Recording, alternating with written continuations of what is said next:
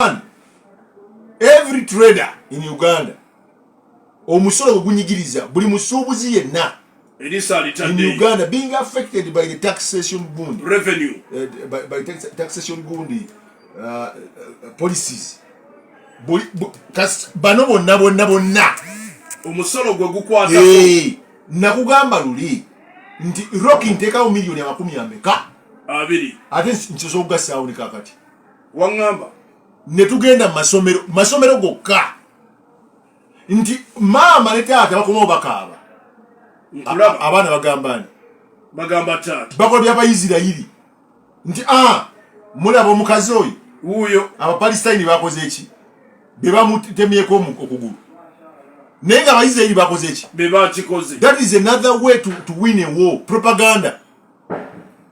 Kakati Bobi Wine weekutereddeko oyo abantu baagala Bobi Wine bamwagala nnyo nga bwagambye wabula ebintu bya representing nga byatambulirako byebikwata ku bantu bano ekimufudde ow'ettutumu n'amaanyi oluguudo lubi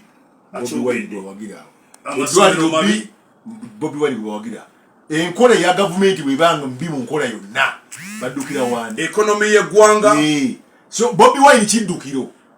So the government erina okubanga etunula how can we encounter Bobi Wine tuteeka amaaso ku ebyo ye byafudde yes Kyagulanyi biki byayogera ebireka abantu omwagala Semakula Lutamaguzi gambye abantu babagoba dda ku nnyanja naye gwe omanyi ennyanja gwe kitegeera omanyi obubbi obuli ku nnyanja ng'ogyeko n'ogamba nti abasirikale bakuba abantu bannaabwe bennyini batta abantu mu nnyanja ne basuulayo babakuba n'amasasi waliwo kye bayita abalunnyanja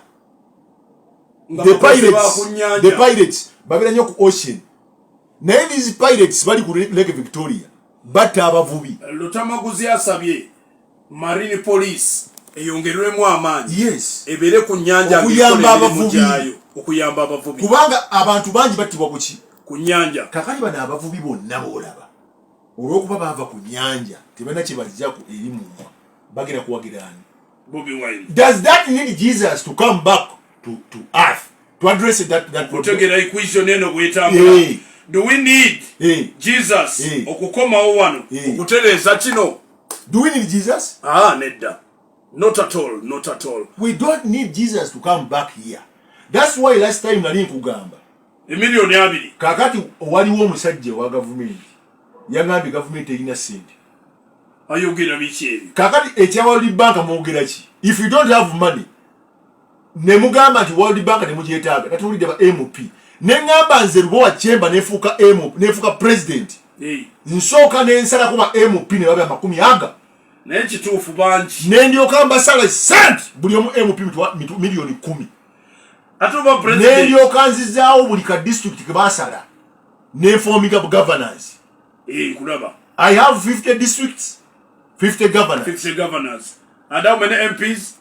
50 MPs. Ekintu kitambule bano simanyi mumanyi MP mbajjawo simanyi ono MP w'abalema mbajjawo simanyi MP w'abavubuka mbajjawo. What are they representing? They are 500 and many MPs representing what? bali mukuuta makundi nga bwogeza n'aba president ne bakuleetera olinga yabbye sente z'omusolo kasafuna evidence oyafa ati wuliriza we are rich kasitofuna evidence nti ono MP oba minister oba mukozi wa government yalidde sente z'omusolo otamutte. Nagambye omwana wa MK Lubowa Kyemba jamu project ya MK namugambye oli musiru nti what ideology eriki ebigendero bya MK project biriki oba bandi wagu nze mujje mungambe nti MK project kino kasita musanga omuntu ng'alidde esente kumutta mbeegattako kasita mungamba nti mugenda kusala parliament edde ku babaka 50 ne district muzijjeewo kasita bagamba nti eddagala ligenda kubeera mu malwaliro